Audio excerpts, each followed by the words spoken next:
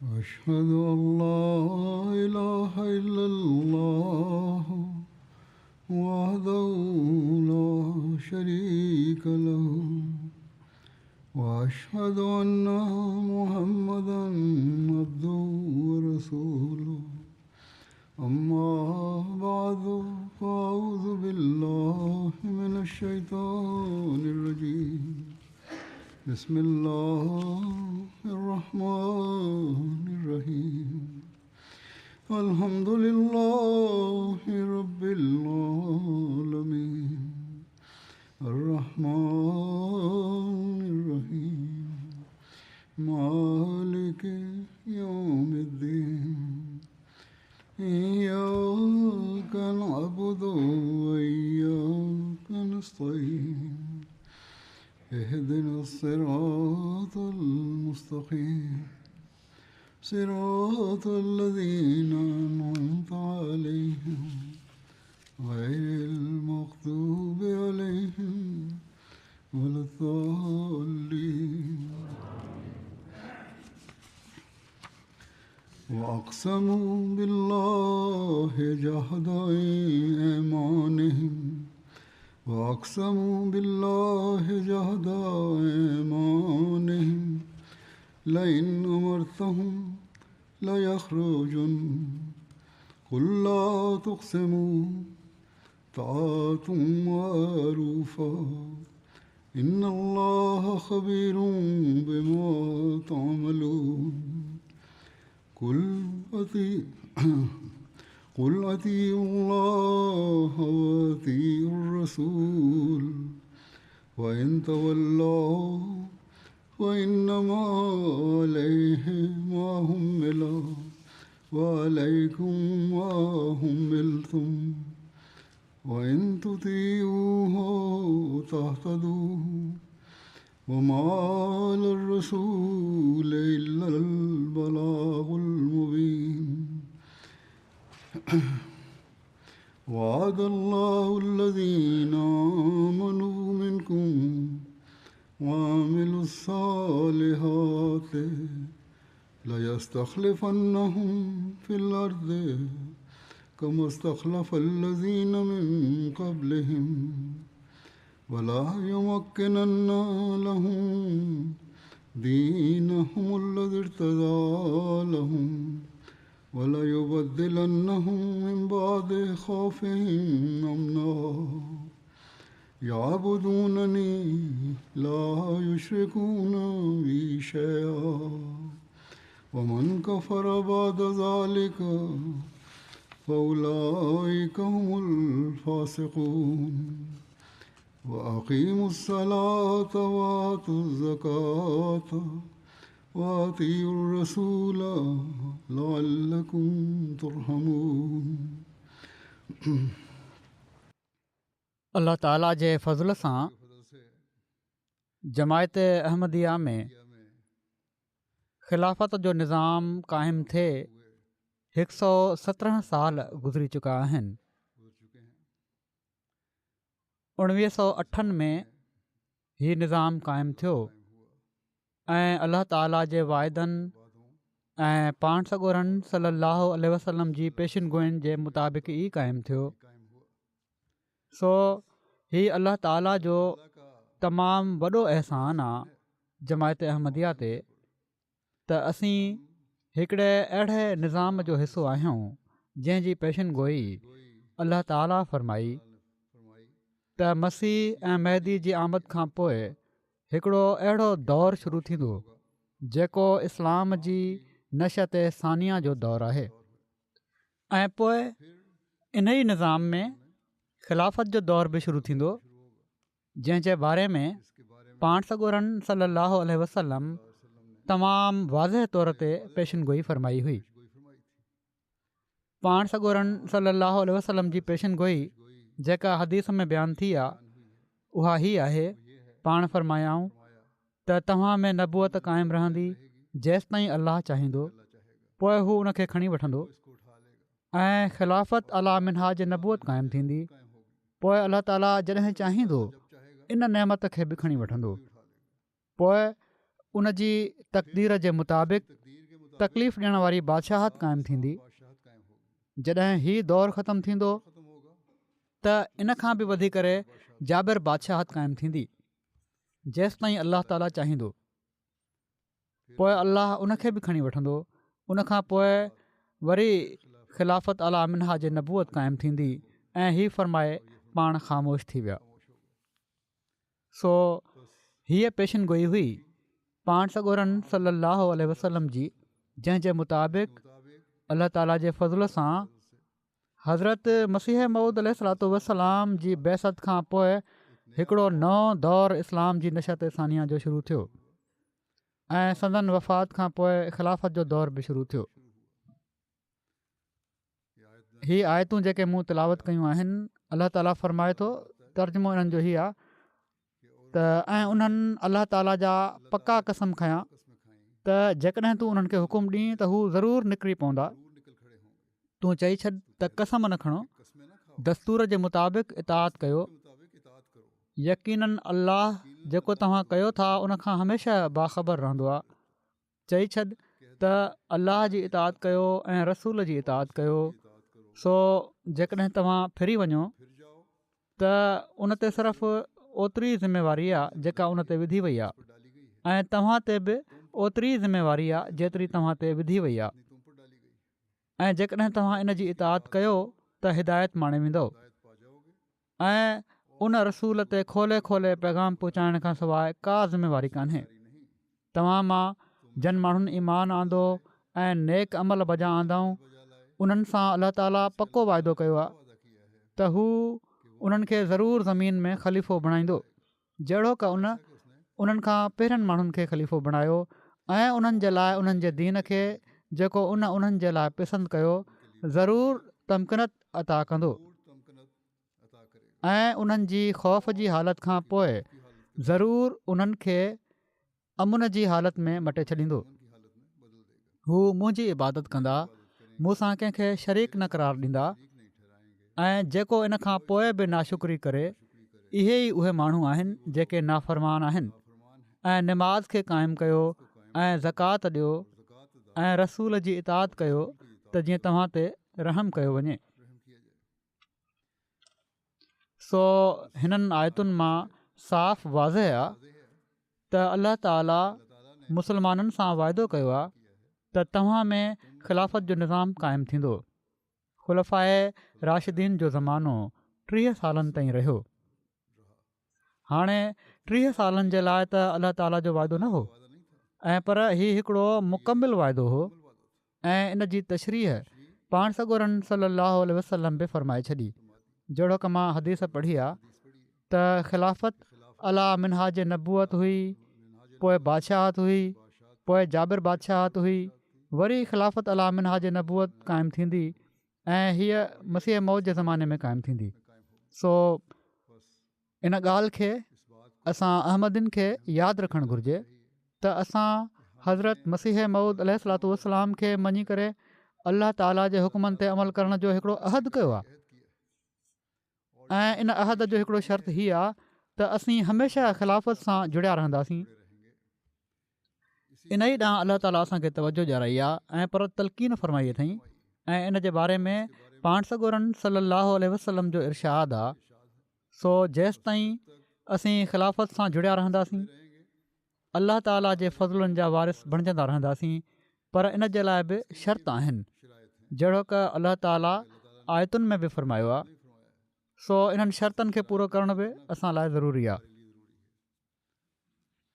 इन्हनि जी वज़ाहत खां पहिरियां ख़िलाफ़त जे जारी रहण जे बारे में हज़रत मसीह मऊद अलैहिस्सलातु वस्सलाम जो जेको इरशाद आहे उहो बि मां पढ़ां थो।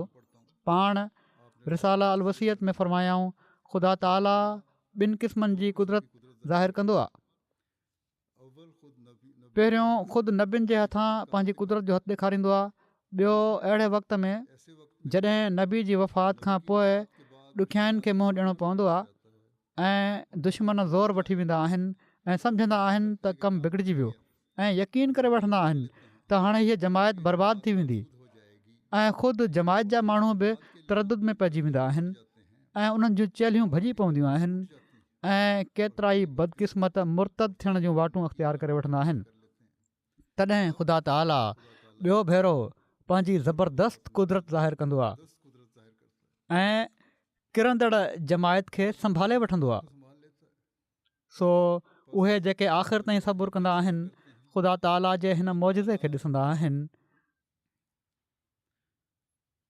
उहे जेके आख़िर ताईं सबुरु कंदा आहिनि ख़ुदा ताला जे हिन मौजज़े खे ॾिसंदा आहिनि, जहिड़ो की हज़रत अबू बकर सिद्दीक़ जे वक़्त में थियो, जॾहिं त पाण सॻुरनि सल्लल्लाहु अलैहि वसल्लम जो मौत हिकिड़ो बेवक़्तु मौत सम्झियो वियो ऐं केतिरा ई बादिया नशीन नादान मुर्तद थी विया, माना त अणपढ़ियल ऐं जाहिल माण्हू जेके हुआ ॻोठनि जा रहण वारा मुर्तद थी विया ऐं असहाब बि ग़म विचां दीवाने वांगुरु थी विया।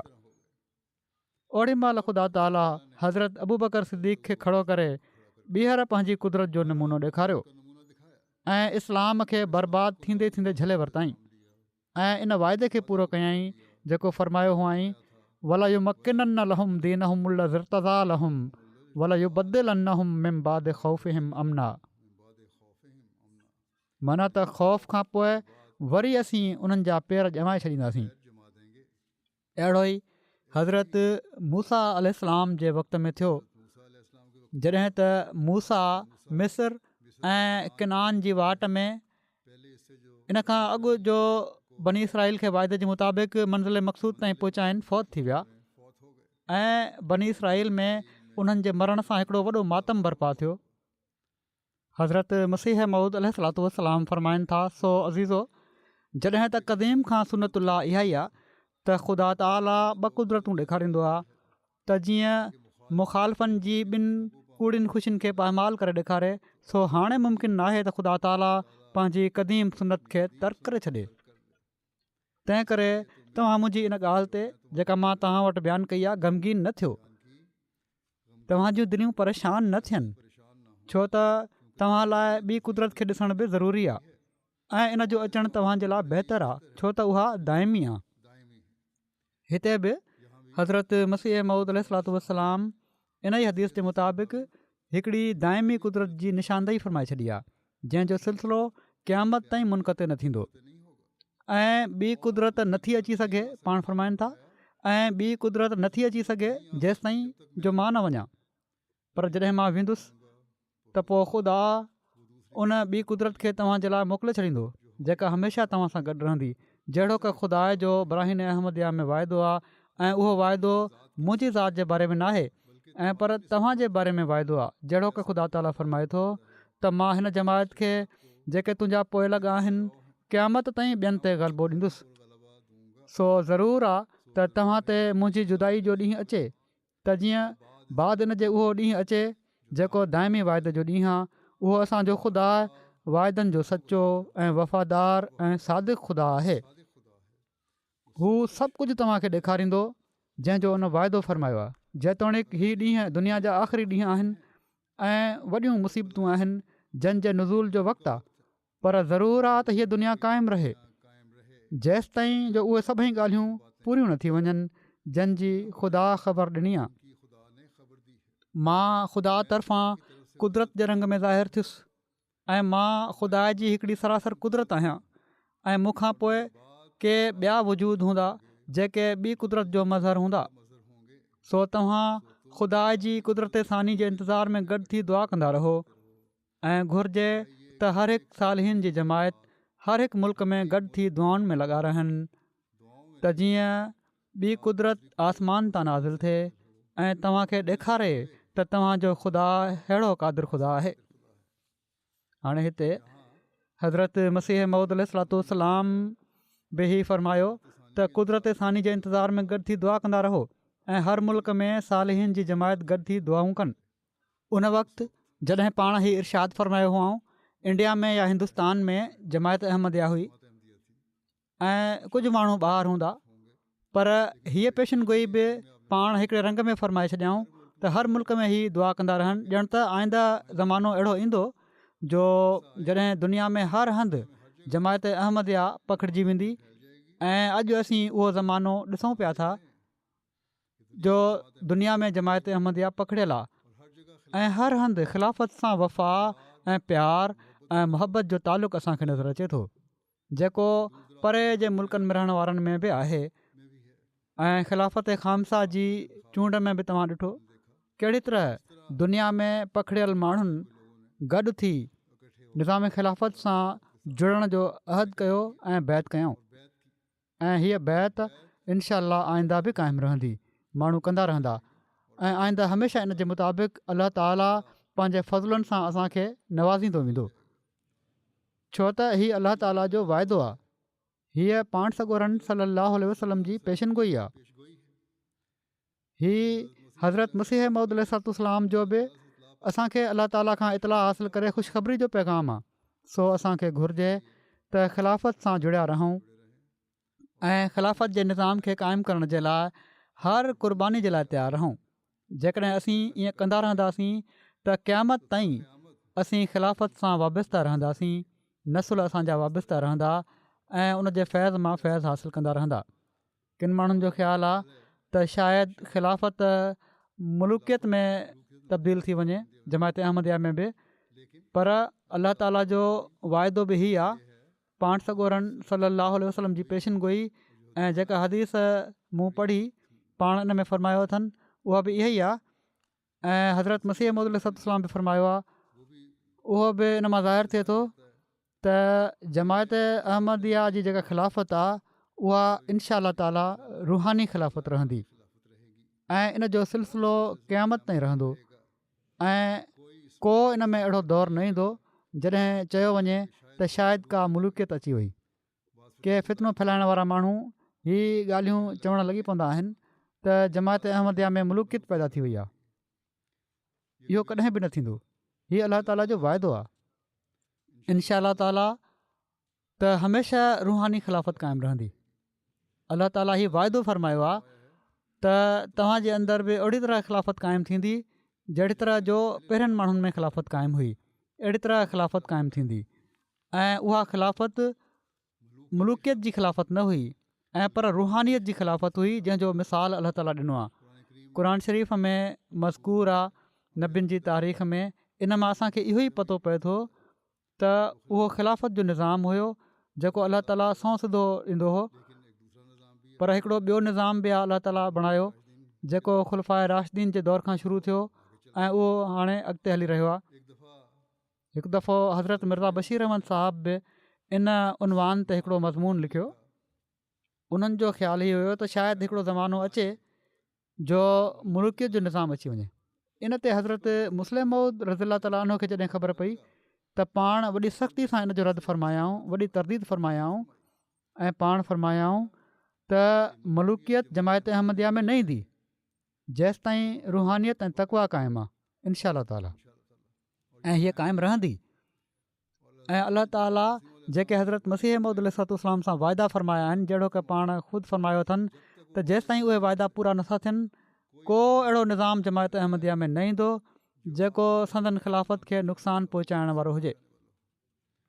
हज़रत मिर्ज़ा बशीर अहमद साहिबु ख़िलाफ़त जे मक़ाम जो इदराक रखण वारा ऐं कामिल वफ़ा सां ख़िलाफ़त सां जुड़ियल हुआ, तंहिं करे सुवाल ई पैदा न पियो थिए त इन खां पोइ का पंहिंजी राय रखंदा ऐं पर पाण फ़रमाईंदा हुआ त जेकॾहिं कंहिं मामले में का राय मां रखां थो ऐं ख़लीफ़ुल मसीह इन जे ख़िलाफ़ु फ़ैसिलो फ़रमाए छॾनि, उन्हनि जी मुख़्तलिफ़ राय हुजे त मुंहिंजी दिलि में कॾहिं ख़्यालु बि नाहे आयो त मुंहिंजी का पंहिंजी राय आहे। हीअ हुई वफ़ा, कामिल वफ़ा। बहरहाल इन लिहाज़ खां बि असांखे अलाह ताला जे वाइदनि ते यकीन कामिल हुअणु घुरिजे त निज़ाम ख़िलाफ़त जेको आहे अलाह ताला जे फज़ल सां उहो निज़ाम आहे जेको अलाह ताला जी मर्ज़ी जे मुताबिक़ क़ाइमु थियो ऐं उन जे मुताबिक़ हलंदो रहंदो। कंहिं क़िस्म जी दुनिया जी बादशाहत इन में न ईंदी। ख़लीफ़ा वक़्तु त पंहिंजनि नमाज़ुनि में रातिनि जो उथी जमायत जे माण्हुनि जे लाइ दुआ घुरंदो आहे। छा को बादशाह अहिड़ो आहे जेको हीउ अमल कंदो हुजे? सो इन ॻाल्हि खे असीं जेकॾहिं यादि रखूं ऐं इन जे मुताबिक़ अमल बि कयूं त पोइ असीं कामयाबु थी सघूं था। अलाह ताला वाइदो फ़रमायो आहे त हीउ उन्हनि माण्हुनि खे मिलंदो जेके अलाह ऐं उन जे रसूल जी इताअत कंदा। सो जेसि ताईं असां मां उहे माण्हू जेके अलाह ऐं रसूल जे हुकमनि जी इताअत कंदा रहंदा त असीं इन वाइदे मां हिसो बि हासिलु कंदा रहंदासीं। उहे माण्हू बि हिसो हासिलु कंदा रहंदा, जेकॾहिं न त अहिड़ा माण्हू त अलॻि थी वेंदा। पर ख़ुदाई वाइदो इनशा कॾहिं बि न टरंदो। अलाह ताला त फरमायो आहे व इन तुती उहो तहतदू, त जेकॾहिं तव्हां इताद कंदव त हिदायत माणींदव ऐं हिदायत हासिलु कंदा रहंदव। ऐं वरी अलाह ताला फरमायो आहे वाद अल्लाहुल्लज़ीना आमनू मिनकुम व अमिलुस सालिहात, वाद अल्लाहुल्लज़ीना आमनू मिनकुम व अमिलुस सालिहात, त अलाह ताला जो उन्हनि माण्हुनि सां ई वाइदो आहे जन ईमान आंदो ऐं नेक अमल बजा आंदाऊं। ईमान ऐं अमल साले जो मयार जेको आहे उहो पहिरीं आयत में बयानु फ़रमाए छॾियईं। कामिल इताद जी पाञारी पंहिंजे कंध ते रखो, तॾहिं सचा मोमिन चवराईंदव, तॾहिं नेक अमल बजा आणण ॾांहुं तवजो पैदा थींदी ऐं इन में वधंदे वञण ॾांहुं तवजो पैदा थींदी। त जॾहिं हीउ मयार हासिलु थी वेंदो त पोइ ख़िलाफ़त जी नेमत मां असीं फैज़ हासिलु कंदा वेंदासीं। सो अलाह ताला ख़िलाफ़त खे जारी रखण जे लाइ ऐं इन्हनि मां फैज़ हासिलु करण जे लाइ असां माण्हुनि खे हीअ तलक़ीन फ़रमाई आहे जेके हिन ख़िलाफ़त सां मुंसलिक थींदा त हू अलाह ऐं रसूल जी इताअत कनि ऐं उन जे हुकमनि ते अमल कनि। मुस्लमाननि में हाणे ॾिसी वठो, तारीख़ असांखे ॿुधाए थी ऐं पाण सॻोरन सल्लल्लाहु अलैहि वसल्लम जी जेका हदीस आहे इन जे मुताबिक़ इहो ई असां ॾिसूं था त मुस्लमाननि में हक़ीक़ी ख़िलाफ़त राशिदा उन वक़्त ताईं क़ाइमु रही जेसि ताईं उन्हनि माण्हुनि इताद जी पाञारी पंहिंजे कंध ते रखी। जॾहिं इताद खां ॿाहिरि निकिता त ख़िलाफ़त खां बि महरूम थी विया। सो हीअ ॻाल्हि हमेशह यादि रखणु घुरिजे त जमायत अहमदिया सां मुंसलिक थी जेकॾहिं इन मां फैज़ हासिलु करिणो आहे त ख़िलाफ़त सां जुड़ण बि हर अहमदी जो फ़र्ज़ु आहे ऐं ख़िलाफ़त जी कामिल इताद करण बि हर अहमदी जो फ़र्ज़ु आहे ऐं ख़लीफ़े वक़्त जे हुकमनि ते अमल करणु ऐं इन सां वफ़ा जो तालुक़ु रखण बि हर अहमदी जो फ़र्ज़ु आहे। तॾहिं हू हिदायत याफ़्ता बि थींदो, तॾहिं हू इन मां फैज़याब बि थींदो रहंदो, जेको हिकिड़े अहिड़े शख़्स जे लाइ अलाह ताला ज़रूरी करार ॾिनो आहे जेको हक़ीक़ी मोमिन आहे ऐं ख़िलाफ़त सां जुड़ण वारो आहे। अलाह ताला जो ख़िलाफ़त जो हीउ जेको निज़ाम आहे हीउ अहिड़ो निज़ाम आहे जो अलाह ताला ख़ुदि दिलनि खे फेरींदो आहे। इहा ई अलाह ताला जी ताईद आहे ऐं हमेशह हर ख़िलाफ़त जे ज़माने में असां ॾिठो आहे। हज़रत ख़लीफ़ुल मसीह अव्वल हज़रत मौलाना नूरुद्दीन साहब जॾहिं पाण ख़लीफ़ा जे मक़ाम ते फ़ाइज़ थिया त साणनि बि अलाह ताला जूं ख़ासि ताईदूं हुयूं ऐं माण्हुनि संदन बैत कई। हज़रत ख़लीफ़ुल मसीह सानी जे ज़माने में बि असीं ॾिठोसीं त बावजूद फितने फ़साद जे अलाह ताला जूं ताईदूं साणनि गॾु हुयूं ऐं हीअ ताईदूं हज़रत मसीह मऊद अलैहिस्सलाम जे वाइदनि खे पूरो करण वारियूं हुयूं। ऐं वरी जमायत अहमदिया हिकु हथ ते गॾु थी वई ऐं जेके माण्हू ख़िलाफ़त जे निज़ाम जे ख़िलाफ़ु हुआ या आईंदा ख़िलाफ़त जारी रखण जे ख़िलाफ़ु हुआ उहे अलॻि थी विया ऐं उन्हनि जी का हैसियत न रही। पोइ ख़िलाफ़त सालिसा में बि असां ॾिठोसीं कहिड़ी तरह हिकु हथ ते माण्हू गॾु थिया। पोइ ख़िलाफ़त राबिया में असां ॾिठोसीं त कहिड़ी तरह माण्हू गॾु थिया ऐं उन्हनि खे कंहिं क़िस्म जे शर उन्हनि खे विखरणु न ॾिनो। ऐं पोइ ख़िलाफ़त ख़ामसा में बि जहिड़ो की मां पहिरियां बि केतिरा ई भेरा बयानु कयो आहे कहिड़ी तरह माण्हू गॾु थिया। हीउ हिकिड़ो मिसाल आहे, हिकिड़ो अहिड़ो मिसाल आहे जंहिं जहिड़ो ॿियो को मिसाल कोन्हे। ऐं परे परे मुल्कनि जा माण्हू गॾु थिया ऐं अहिड़ी वफ़ा जो तालुक़ु उन्हनि ज़ाहिरु कयो जो इन जो बि को मिसाल नथो मिले। हाणे दुनिया में अॼु तव्हां ॾिसी वठो त जमायत अहमदिया ई आहे जेका हिकु निज़ाम में पोयल आहे ऐं अलाह ताला जे फज़ल सां जमायत सां वाबस्ता ख़िलाफ़त सां वाबस्ता रहण जे करे उन्हनि ते अलाह ताला जा वॾा फज़ल आहिनि। ठीकु आहे, दुश्मननि तरफ़ां जमायत अहमदिया ते केतिरनि ई ज़ुल्मनि जी हणवठि लॻी पई आहे, ख़ासि तौर ते पाकिस्तान में ऐं किन ॿियनि मुल्कनि में, पर अलाह ताला जे फज़ल सां सभई पंहिंजे ईमान ते क़ाइमु आहिनि ऐं इन जे बावजूदु इन ॻाल्हि ते क़ाइमु आहिनि त हीअ तकलीफ़ूं असांखे असांजे दीन खां नथियूं हटाए सघनि ऐं इन जे बदिले में अलाह ताला असां ते ऐं असांजे नसुलनि ते जेको इनामनि जो मींहुं वसाए रहियो आहे, इन जो को मुक़ाबिलो ई कोन्हे। पाकिस्तान में ॾिसी वठो, 1974 में जमायत जे ख़िलाफ़ु जेको फ़साद थियो, इन जे बावजूदु जमायत तरक़ी कंदी वई ऐं दुनिया में पखिड़िजी वई। 1984 में जमायत जे ख़िलाफ़ु जेके क़ानून पास थिया, इन सां जमायत जी तरक़ी में का रंडक पैदा न थी। ख़लीफ़े वक़्त खे तोड़े पाकिस्तान रबुआ मां, मर्कज़ रबुआ मां निकिरणो पियो, पर जमायत जी तरक़ी में का रोक पैदा न थी। ऐं पर ॿाहिरि निकिरी हिकिड़े नए शान सां ख़िलाफ़त जे पाछे हेठि ख़िलाफ़त ते अलाह ताला जे फज़लनि जो मींहुं वसाईंदे अलाह ताला जे फज़लनि खे असां ॾिठोसीं। हिकिड़ो नओं दौरु शुरू थियो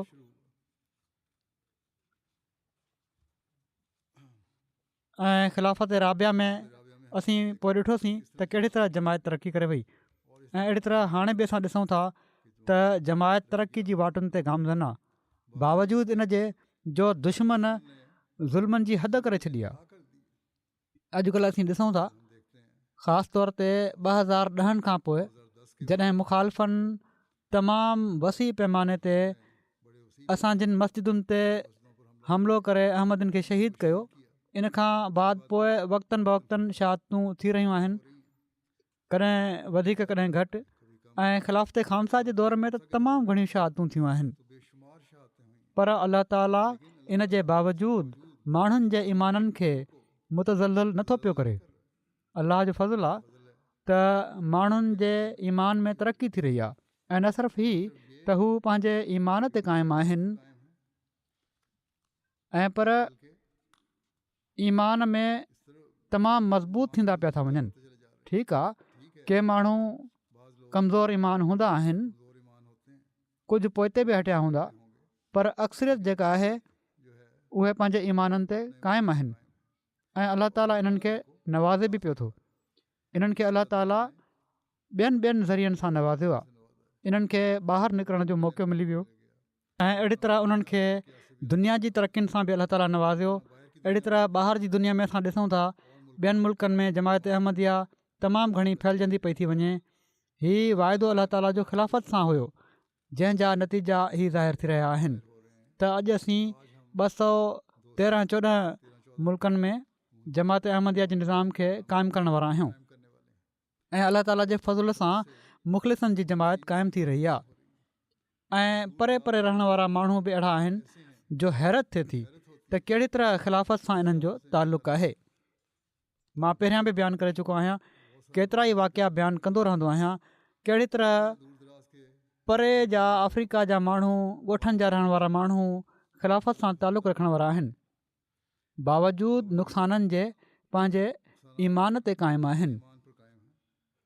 हाणे बुर्किना फासो में डोरी जॻह ते जिथे 8-9 अहमदनि जूं शहादतूं थियूं ऐं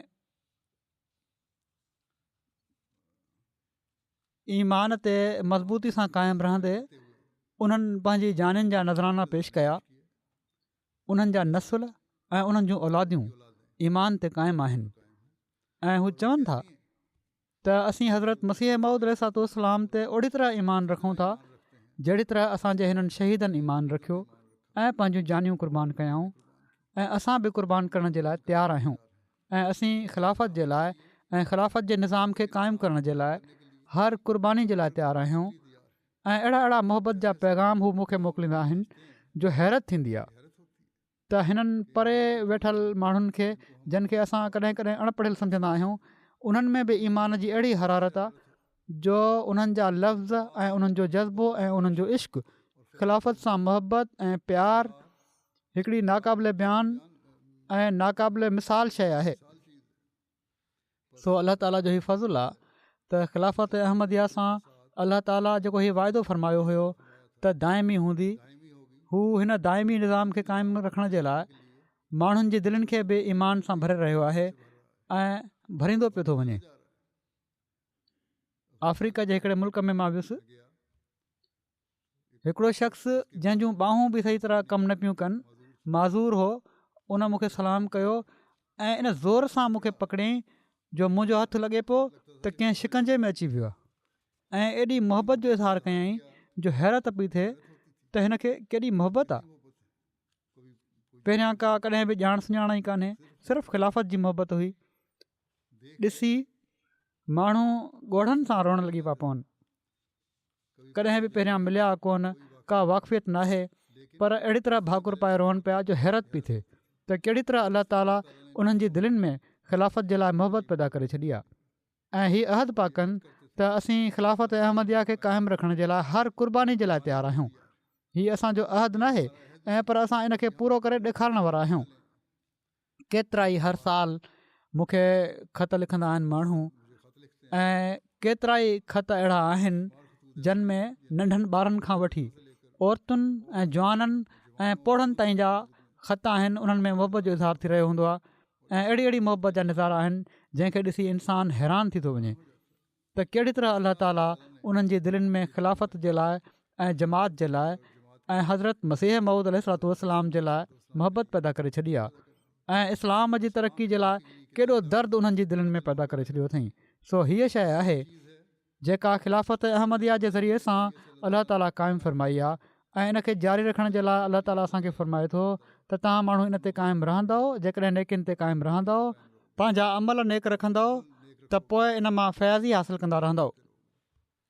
अलाह ताला हिननि ई आयतुनि में हीअ बि फ़रमायो आहे त हू ईमान में तरक़ी करण वारा अहिड़ा आहिनि जेके कॾहिं बि शिरक नाहिनि कंदा। सो असांजे लाइ हीअ बि ज़रूरी आहे त असीं हमेशह हर क़िस्म जे शिरक खां बचूं। कुझु ॾींहं पहिरियां मां UK जी शुरा में जेको हिकिड़ो ख़िताबु कयो हुयो, उन में बि मां इहो ई चयो हुयो। हज़रत मुस्लिम मऊद जे मुख़्तलिफ़ हवालनि सां हीअ ॻाल्हि बयानु कई हुई त जेकॾहिं असांजे अंदरि अना आहे, असांजे अंदरि तकबुर आहे, कंहिं उहिदेदार जे अंदरि, कंहिं शख़्स जे अंदरि बि, सिर्फ़ु उहिदेदार ई मुखातिबु न आहिनि, ऐं पर हर अहमदी मुखातिबु आहे त असांजे अंदरि शिरक जी मिलावट आहे। सो जेकॾहिं असां हक़ीक़ी फैज़ हासिलु करिणो आहे ख़िलाफ़त जे फैज़ मां, ऐं हक़ीक़ी तौर ते अलाह ताला जे फज़लनि जो वारिस बणिजणो आहे, त पोइ असांखे हर क़िस्म जे शिरक खां, पंहिंजी अनाउनि खां ऐं तकबुर खां पंहिंजो पाण खे निजात ॾियाराइणी पवंदी, ऐं इन खां पंहिंजो पाण खे पाक करिणो पवंदो। ऐं अहिड़ा उहिदेदार बि ऐं अहिड़ा कमु करण वारा बि तॾहिं जमायत जे लाइ मुफ़ीद ऐं काराइता वजूद बणिजी सघंदा जॾहिं उन्हनि जूं अनाऊं ख़तमु थी वेंदियूं, जॾहिं उन्हनि जा तकबुर ख़तमु थी वेंदा, ऐं ख़ालिसतन लिल्लाह अलाह ताला जी रज़ा हासिलु करण जे लाइ कमु करण वारा हूंदा। वरी अलाह ताला हीअ फ़रमायो आहे त हीअ माण्हू अहिड़ा आहिनि जेके निमाज़ जो क़याम करण वारा आहिनि ऐं ज़कात जी अदायगी करण वारा आहिनि। वरी फ़रमाए थो त अलाह ताला ऐं उनजे रसूल जी कामिल इताअत करण वारा आहिनि, ऐं हीअ माण्हू अहिड़ा आहिनि जिन ते अलाह ताला रहम फ़रमाईंदो। सो अलाह ताला हाणे जेको हज़रत मसीह मऊद अलैहिस्सलाम जे ज़रिए सां हीअ इनाम जो सिलसिलो, ख़िलाफ़त जे इनाम जो सिलसिलो शुरू फ़रमायो आहे, इन मां फैज़ हासिलु करण जे लाइ हर अहमदी खे अलाह ताला जे इन हुकुम खे यादि रखणु घुरिजे त इन जो वाइदो ख़िलाफ़त जे फैज़ खे जारी रखण जे लाइ या ख़िलाफ़त मां फैज़ हासिलु करण जे लाइ कामिल इताअत करण वारनि सां आहे। अलाह ताला जी इबादत खे हमेशह पेश नज़र रखो, छो त अल्लाह जी कामिल इताअत करण वारा उहे ई आहिनि जेके हमेशह अलाह ताला खे यादि रखंदा आहिनि ऐं उन जी इबादत करण वारा हूंदा आहिनि। ऐं इबादत जे लाइ जहिड़ो असीं ॼाणूं था, अलाह ताला असांखे बार बार इन ॻाल्हि जो हुकुम ॾिनो आहे त निमाज़ुनि खे क़ाइमु कयो। सो निमाज़ुनि जो क़याम जेको आहे उहो तमामु अहम शइ आहे। इन जे लाइ हर अहमदी खे जेको पंहिंजो पाण खे ख़िलाफ़त सां मुनसलिक सम्झे थो ऐं मुनसलिक करणु चाहे थो ऐं इन मां फैज़ हासिलु करणु चाहे थो, उनखे हीअ ॻाल्हि साम्हूं रखणी पवंदी त असां निमाज़ुनि जे क़याम ॾांहुं भरपूर तवजो ॾियणी आहे। हज़रत मुस्लिह मऊद रज़ियल्लाहु ताला अन्हो निमाज़ुनि जे क़याम जी तशरीह कंदे हिकिड़े हंधि तमामु उम्दा रंग में ई फ़रमायो त सलाद जो बहितरीनु हिसो जुमो आहे, जंहिंमें इमाम ख़ुतबो पढ़ंदो आहे ऐं नसीहतूं कंदो आहे, ऐं ख़लीफ़े वक़्तु दुनिया जा हालात ॾिसंदे दुनिया जी मुख़्तलिफ़ क़ौमुनि जी वक़्तनि ब वक़्तनि उथंदड़ ऐं पैदा थींदड़ ज़रूरतुनि जे पेश नज़र नसीहतूं कंदो आहे, जंहिंसां क़ौमी वहदत ऐं यकजहती पैदा थींदी आहे। सभिनी जो क़िबलो हिकु पासे रखंदो आहे ख़लीफ़े वक़्तु। अॼु असीं ॾिसूं था त इन जी असुलु तस्वीर असांजे साम्हूं आहे। सो अॼु त MTA जे ज़रिए सां अलाह ताला उहो निज़ाम क़ाइमु करे छॾियो आहे। जॾहिं त ख़लीफ़े वक़्त जो ख़ुतबो दुनिया जे हर मुल्क में, हर इलाइक़े में, हर शहर में, हर ॻोठ में ॿुधो ऐं ॾिठो वेंदो आहे। ऐं सिर्फ़ु इहो ई न त जेके ॻाल्हियूं ख़लीफ़े वक़्तु करे पियो थो उहे सिर्फ़ु साम्हूं वेठल माण्हुनि जे लाइ हूंदियूं आहिनि। ऐं पर केतिरा ई ख़त मूंखे ईंदा आहिनि अफ्रीका मां, तुर्की मां, रूस जे मुल्कनि मां, त तव्हां जूं जेके ॻाल्हियूं आहिनि, जेके तव्हां ॻाल्हियूं कयो पिया था, उहो ईअं थो लॻे त असांजे हालात जे मुताबिक़ आहिनि। ऐं असांखे हीअ ॿुधी पंहिंजी इस्लाह ॾांहुं तवजो पैदा थिए थी ऐं हीउ अहसासु पैदा थिए थो त वाक़ई ख़िलाफ़त जो निज़ाम हिकिड़ो अहिड़ो निज़ाम आहे जंहिं असांखे हिकु एके में पोए छॾियो आहे। सो हीउ ख़्यालु त जेके ॻाल्हियूं थी रहियूं आहिनि सिर्फ़ु पाकिस्तानी ज़हन रखण वारनि जे लाइ थी रहियूं आहिनि या यूरोप में किन माण्हुनि जे लाइ थी रहियूं आहिनि, इहो नाहे। ऐं पर मूंखे ख़तनि मां हीउ पतो लॻे थो त दुनिया जी हर कुंड में, हर मुल्क में जेके रिवायतूं आहिनि उन्हनि में कुझु न कुझु अहिड़ियूं ॻाल्हियूं आहिनि जेके हिकु जहिड़ियूं आहिनि ऐं इन जे करे माण्हुनि खे पंहिंजी इस्लाह जो मौक़ो मिली थो वञे। अॼुकल्ह मां इस्लामी तारीख़ ते ॻाल्हियूं करे रहियो आहियां, पाण सॻोरन सल्लल्लाहु अलैहि वसल्लम जी सीरत जे बारे में ॻाल्हियूं करे रहियो आहियां। इन में बि केतिरियूं ई ॻाल्हियूं अहिड़ियूं अची वेंदियूं आहिनि जेके असांजे लाइ नसीहतूं आहिनि ऐं माण्हू इन मां वॾो फ़ाइदो वठनि पिया था। अलावा इन जे उन्हनि खे इस्लाम जी तारीख़ जो बि पतो लॻी रहियो आहे, इस्लाम जी बुनियादी ॻाल्हियुनि जो पतो लॻी रहियो आहे ऐं इन ई ज़िमन में असहाबनि जी सीरत जो बि उन्हनि खे इल्मु थियो आहे।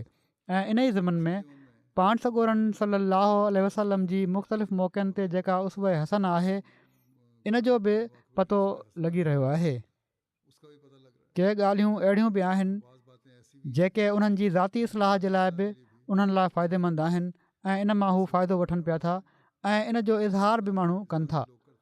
सो हीअ ख़िलाफ़त ई उहो ज़रियो आहे जेको अलाह ताला असां में पैदा करे छॾियो आहे, जंहिंजे ज़रिए सां हिकु एको जमायत अहमदिया में पैदा थी वियो आहे ऐं दुनिया जे 215 मुल्कनि में रहण वारो हर अहमदी हिकु एको बणिजी हिन निज़ाम सां जुड़ियल आहे ऐं पंहिंजी इस्लाह करण जी कोशिशि करे थो। अलाह ताला ज़कात जी अदायगी जो बि हुकुम ॾिनो आहे। हीअ बि तज़किए अमवाल जे लाइ तमामु ज़रूरी आहे। पंहिंजे मालनि खे पाक कयो, इन जे लाइ ज़रूरी आहे। इन में बाक़ी माली क़ुर्बानियूं बि शामिलु आहिनि। अॼु असीं ॾिसूं था त सिर्फ़ु जमायत अहमदिया जे ज़रिए सां ई हीअ माली निज़ाम जारी आहे ऐं ख़लीफ़े वक़्त जी इताअत में दुनिया में चंदो ॾियण जे ज़रिए सां जमायत जे माण्हुनि ऐं जमायतुनि जूं ज़रूरतूं पूरियूं थी रहियूं आहिनि। हिकिड़े मुल्क में जेकॾहिं कमी आहे त ॿिए मुल्क जे ज़रिए सां उहा कमी पूरी थी रही आहे। अफ्रीका में तोड़े माण्हू वॾियूं क़ुर्बानियूं कंदा आहिनि पर उन्हनि जा हालात अहिड़ा आहिनि जो उन्हनि जा ख़र्च उन्हनि जी कमाई खां तमामु घणा आहिनि। इन लाइ ॿाहिरिनि मुल्कनि मां उते रक़म मोकिलणी पवंदी आहे ऐं उते इन जे ज़रिए सां स्कूलनि ऐं इस्पतालुनि ऐं मिशन हाउसिस ऐं मस्जिदुनि जो निज़ाम हली रहियो आहे ऐं उतां जा माण्हू बि इन जा ॾाढा शुक्रगुज़ार आहिनि त कहिड़ी तरह अलाह ताला असांखे हिकिड़े निज़ाम में रखे इन मां फ़ाइदो वठण जी तौफ़ीक़ अता फ़रमाई आहे। मुख़ालिफ़ जॾहिं इन्हनि मुल्कनि में पहुचंदा आहिनि ऐं किन जॻहियुनि ते अहिड़ी जॻह आहे जिथे वञी हू चवंदा आहिनि त तव्हां कादियानियत खे छॾे ॾियो, मिर्ज़ाइयत या अहमदियत खे छॾे ॾियो। हीअ माण्हू इस्लाम जी तालीम जे मुताबिक़ अमल करण वारा न आहिनि अहमदी, पर माण्हू उन्हनि खे इहो जवाबु ॾींदा आहिनि त हींअर ताईं त तव्हां असांखे कुझु सेखारियो कोन। इन्हनि गैरमंदनि खे जेके उन्हनि वटि ईंदा आहिनि, अॼु जमायत अहमदिया आई आहे, उन्हनि असांजे ॻोठ में, असांजे कस्बनि में, असांजे शहरनि में मस्जिदूं ठाहियूं आहिनि, असांजी तालीम ॾांहुं बि तवजो ॾिनी अथनि, असांखे स्कूलनि जूं सहूलियतूं बि मुहैया कयूं अथनि, असांखे इस्पतालूं बि ठाहे ॾिनियूं अथनि ऐं असांखे दीन बि सेखारनि पिया था, क़ुर शरीफ़ असांखे पढ़ाइनि पिया था, क़ुर शरीफ़ जो तर्जुमो असांखे पढ़ाइनि पिया था। तव्हां त हींअर ताईं कुझु कयो कोन्हे ऐं अॼु तव्हां उन्हनि जी मुखालफ़त में अची विया आहियो ऐं हीअ चवण जे लाइ त हीअ मुस्लमान न आहिनि, असांजे पुठियां पिया आहियो। जेकॾहिं हीअ मुस्लमान न आहिनि त पोइ को बि दुनिया में मुस्लमान कोन्हे। हीअ जवाबु हूंदो आहे उन्हनि नोमबाइन जो। सो हीअ बि ख़िलाफ़त जो जारी निज़ाम आहे जंहिंजे ज़रिए सां अलाह ताला माण्हुनि जी दिलनि में माली क़ुर्बानी जो रूह पैदा कयो आहे ऐं चंदनि ऐं ज़कात जे ज़रिए सां पोइ निज़ाम ख़िलाफ़त जे ज़रिए सां इन जो जेको जाइज़ मसरफ़ आहे ऐं जेको हक़ीक़ी मसरफ़ आहे उहो थी रहियो आहे ऐं ग़रीबनि खे बि पालियो पियो थो वञे, ज़रूरतमंदनि जूं ज़रूरतूं बि पूरियूं थी रहियूं आहिनि ऐं इस्लाम जी इशाअत जो कम बि थी रहियो आहे। बहरहाल जहिड़ो की पहिरियां बि मूं चयो हुयो के अहिड़ा हालात आहिनि जंहिंजे करे किन जॻहियुनि ते कुझु सख़्तियूं बि अची रहियूं आहिनि। बांग्लादेश आहे, अरब मुल्कनि जा के मुल्क आहिनि, अफ्रीका में मुल्क आहिनि, पाकिस्तान आहे, ॿियनि जॻहियुनि ते बि के ॿियूं जॻहियूं बि आहिनि। फ़लस्तीन में बि अॼुकल्ह जिते कुझु थोरा घणा अहमदी आहिनि, ॾाढी ॾुखियाई में आहिनि। उमूमी तौर ते त उते पूरी क़ौम ई फ़लस्तीनियुनि जी ॾुखियाई में गिरफ़्तार आहे ऐं उन्हनि ते तमामु ज़ालमाणे तौर ते ऐं ग़ैर इंसानी तौर ते ज़ुल्म कया पिया था वञनि। अलाह ताला इन्हनि खे बि ज़ुल्म खां निजात ॾिए जेको फ़लस्तीनियुनि ते कयो पियो थो वञे। ऐं हिननि जी ज़ालिमनि जी कोशिशि त इहा आहे त हिननि जी मुकमल तौर ते नसलकशी कई वञे ऐं हीअ कनि पिया था हिन में, अलाह ताला ई रहम फरमाए। पर बहरहाल जेके अहमदी आहिनि उहे हिननि सभिनी मुसीबतुनि खे ॾिसण जे बावजूदु इन ॻाल्हि ते अलाह जो शुकुरु कनि था त असांजे अंदरि निज़ाम ख़िलाफ़त क़ाइमु आहे जेको असांखे तसली बि ॾिए थो ऐं असांजी ज़रूरतुनि खे बि पूरी करण जी कोशिशि करे थो।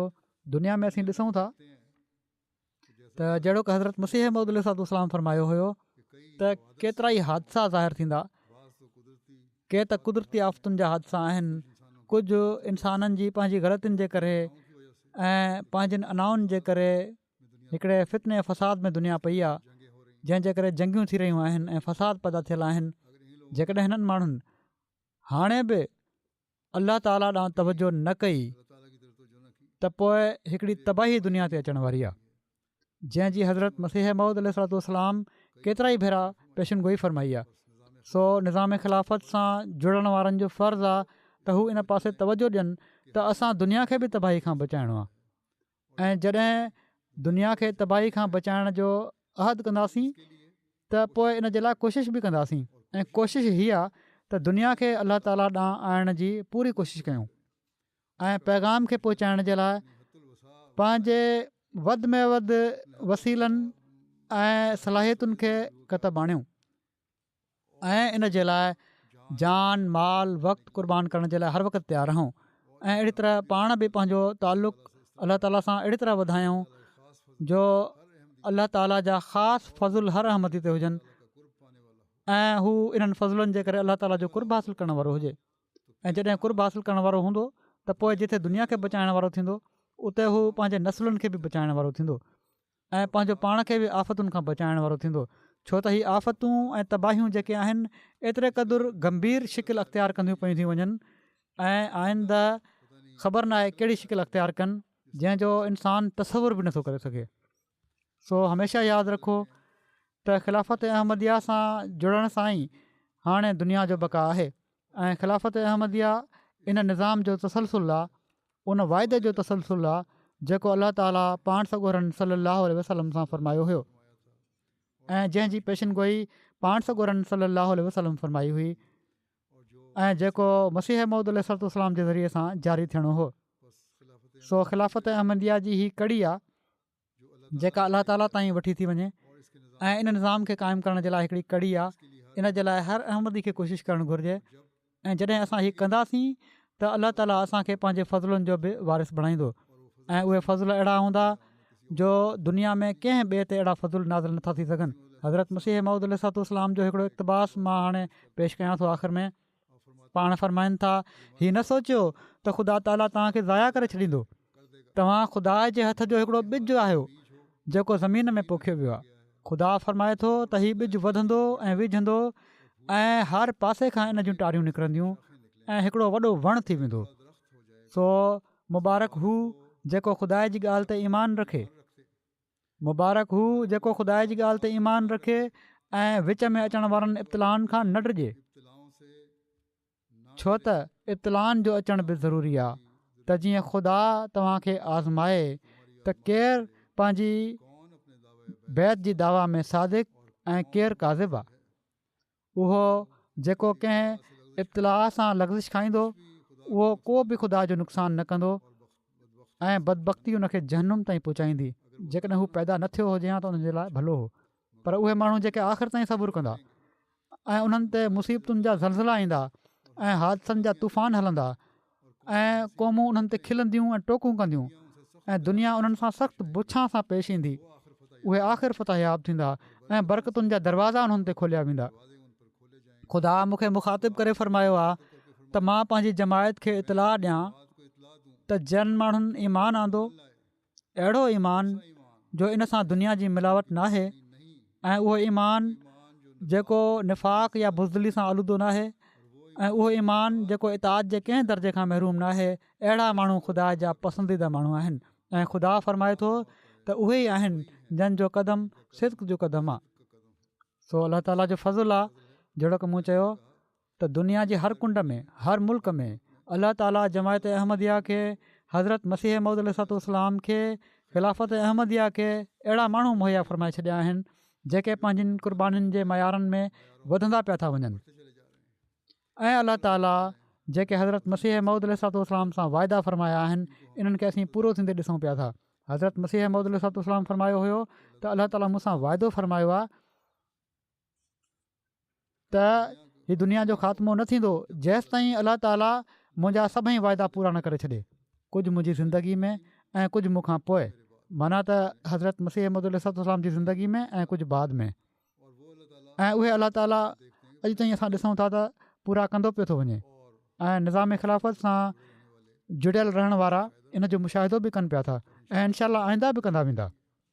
सो असां मां हर हिक जो कमु आहे त हज़रत मसीह मौद अलैहिस्सलाम जेके अलाह ताला खां ख़बर हासिलु करे ख़ुशख़बरियूं असांखे ॾिनियूं आहिनि, इन्हनि मां हिसो हासिलु करण जे लाइ, अलाह ताला जे फैज़ जे वाइदे मां फैज़ हासिलु करण जे लाइ ख़ुदा जी अज़मत दिलनि में विहारण वारा बणिजूं, पंहिंजनि दिलनि में बि ऐं दुनिया जी दिलनि में बि ऐं पंहिंजे नसलनि जी दिलनि में बि ऐं अमली तौर ते ख़ुदा ताला जी तौहीद जो इज़हार करण वारा थियूं, इंसान ज़ात सां सची हमदर्दी करण वारा थियूं, दिलनि खे बुग़्ज़ ऐं कीननि खां पाक करण वारा थियूं, हर हिकु नेकी जी वाट ते हलण वारा थियूं, पंहिंजे ईमाननि जी हिफ़ाज़त करण वारा थियूं, कामिल इताद जो नमूनो ॾेखारण वारा थियूं ऐं ईमान में तरक़ी कंदा वञण वारा थियूं त जीअं ख़ुदा ताला जे वेझो असांजा क़दम सिद्क़ जा क़दम ॻणिया वञनि ऐं असीं उन जे वाइदनि मां फैज़ पाइण वारा बणिजूं।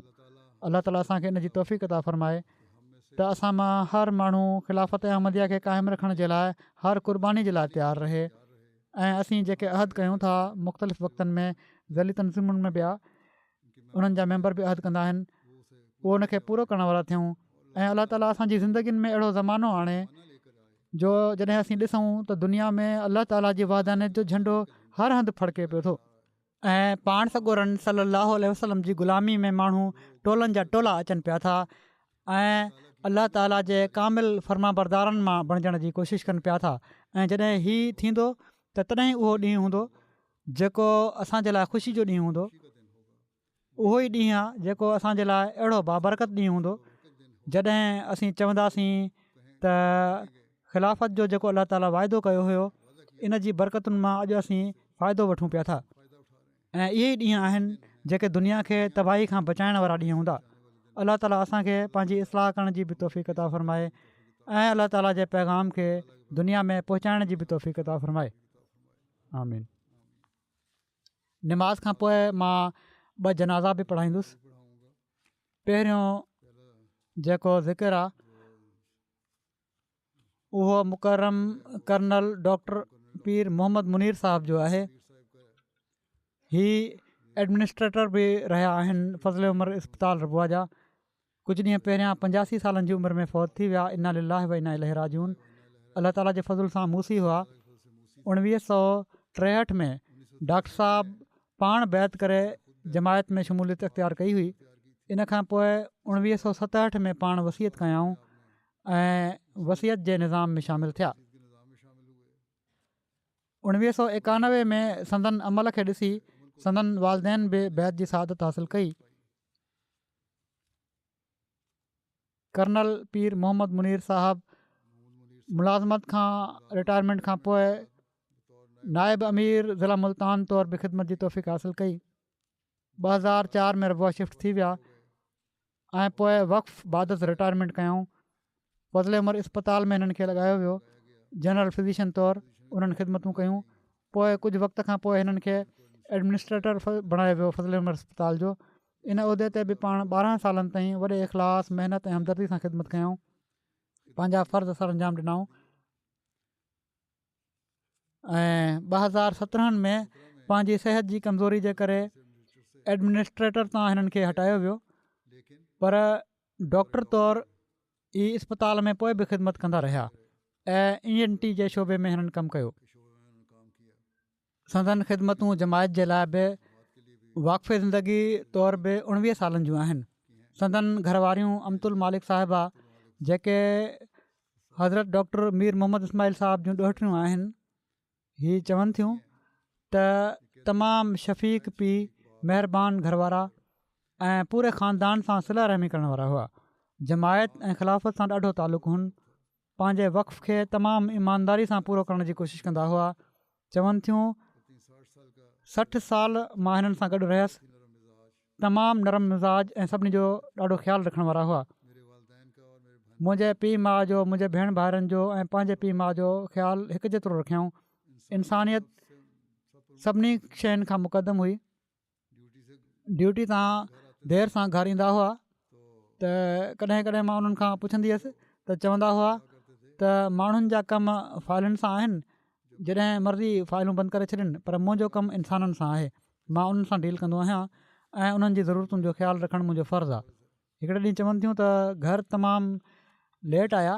पुछा कयमि त अॼु छो लेट आया आहियो, त उन्हनि चयो त हिकिड़ो सफ़ाई करण वारो किथां जो, इस्पताल जो बि न, ॿुहारी ॾियण वारो हो, उनजी अॼु सर्जरी हुई, उनजी सार संभाल लहण वारो को कोन हो, त मां उन वटि वेठो रहियुसि त जीअं उनजी सार संभाल लहां। तहजिद पढ़ंदड़, सौम सलात ऐं नफ़लनि जा पाबंद हुआ, बाक़ाइदगी सां रोज़ा रखंदा हुआ, हर ख़म्स ते रोज़ो रखण वारा हुआ। ऐं जहिड़ो की मां पहिरियां बि चयो, हिननि जे अमल खे ॾिसी हिननि जे वालदेन 1991 में बैत कई। हिननि जूं वालदा चवंदियूं हुयूं त असां हीअ सम्झंदा हुआसीं त अहमदी नौज़बिल्ला पाण सॻोरनि सलासम खे न आहिनि मञींदा ऐं सिर्फ़ु मिर्ज़ा साहिब खे ई मञींदा आहिनि। मूंखे हीअ ॻाल्हि पसंदि न हुई, पर जॾहिं मां ॾिठो त मुंहिंजो पुटु तहजिद बि पढ़े थो ऐं निमाज़ुनि जो बि पाबंद आहे, त मां सोचियो त अहमदी ग़लति नथा थी सघनि। अहिड़ी तरह हिननि जो पंहिंजो अमल हिननि जे वालदेन जी जमायत में शमूलियत जो सबबु बणियो। बैत छो त हिननि पाण तहक़ीक़ करे कई हुई, तंहिं करे वॾा बाअमल अहमदी हुआ। ख़िलाफ़त सां ॾाढो मुहबत ऐं अक़ीदत जो तालुक़ु हुन। हमेशह पंहिंजो पाण खे ख़िलाफ़त सां जोड़े रखियऊं ऐं हमेशह ख़ुदि बि ऐं पंहिंजे ॿारनि खे बि तलक़ीन कंदा रहंदा हुआ त कंहिं बि ॾुखे वक़्त में ख़लीफ़े वक़्त खे लिखो। ऐं ख़िदमत जे लाइ हिननि खे उहिदे जी का ख़्वाहिश कोन हुई, ऐं पर उन्हनि मूंखे इहो ई लिखियो हुयो त तव्हां जिथे बि मूंखे लॻाईंदो, जंहिं ख़िदमत बि लॻाईंदो, मां तयारु आहियां।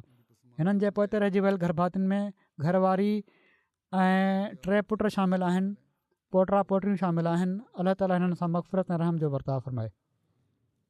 ॿियो ज़िक्र आहे मुकरमा सलीमा ज़ाहिद साहिबा जो, जेके समीउल्ला ज़ाहिद साहिब मुरबी सिलसिला हाल कैनेडा जूं घरवारियूं हुयूं। हीअ कुझु ॾींहं पहिरियां फ़ौत थियूं।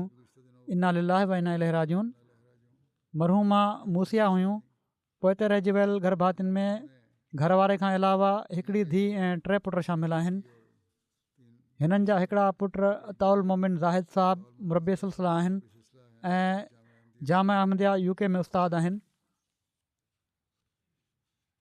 हीअ लिखनि था त मुंहिंजी वालदा ज़ाहिद साहिबु लिखनि था, मोमिन ज़ाहिद, त बिना कंहिं वधा जे 60-70 ॿार हुआ जिन खे क़ुर शरीफ़ पढ़ाईंदियूं हुयूं।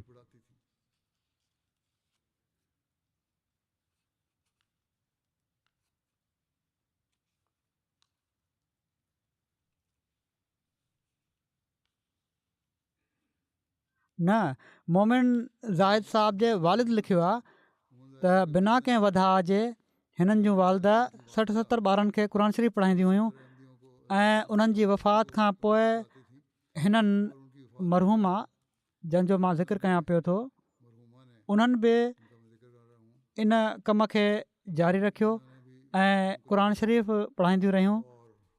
ऐं पर केतिरा ई अहले हदीस ऐं अहले सुनत माण्हू ही खुलियो खुलायो इन ॻाल्हि जो इक़रार कंदा हुआ त असांजे ॿारनि खे हिननि ई क़ुर शरीफ़ पढ़ायो आहे।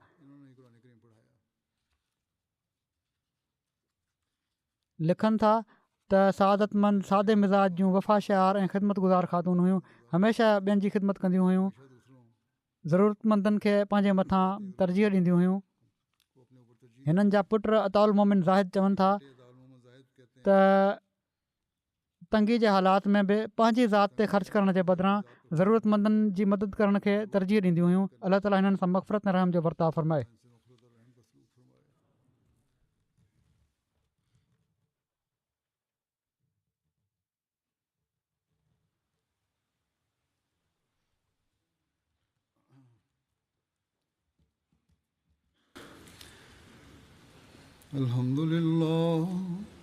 अल्हम्दुलिल्लाह नहमदुहु व नस्तईनुहु व नस्तग़फिरुहु व नुमिनु बिही व नतवक्कलु अलैहि व नऊज़ु बिल्लाहि मिन शुरूरि अनफुसिना व मिन सय्यिआति अअमालिना मन यहदिहिल्लाहु फला मुदिल्ल लहु ومن يضلله فلا هادي له ونشهد أن لا إله إلا الله ونشهد أن محمدا عبده ورسوله عباد الله رحمكم الله إن الله يأمر بالعدل والإحسان وإيتاء ذي القربى وينهى عن الفحشاء والمنكر والبغي يعظكم لعلكم تذكرون اذكروا الله يذكركم وادعوه يستجب لكم ولذكر الله أكبر.